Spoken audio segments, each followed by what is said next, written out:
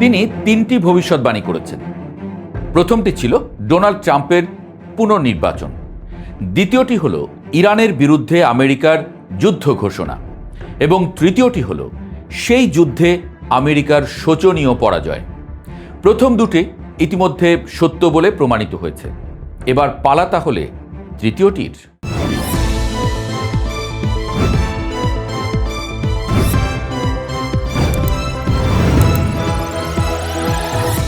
ভূরাজনৈতিক বিশ্লেষক হিসেবে অতি পরিচিত মুখ অধ্যাপক জিয়াং।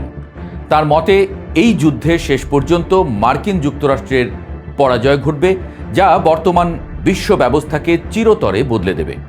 বলে রাখা ভালো, তিনি কোনো ধর্মীয় বা আধ্যাত্মিক গুরু টাইপ কিছু নন। সারা দুনিয়ার রাজনীতির হালচাল বিশ্লেষণ করে তিনি তার মতামত দেন। সেজন্য অধ্যাপক জিয়াংয়ের এহেন মতামতকে উপেক্ষা করছেন না কেউই। আসলেই কি তাই?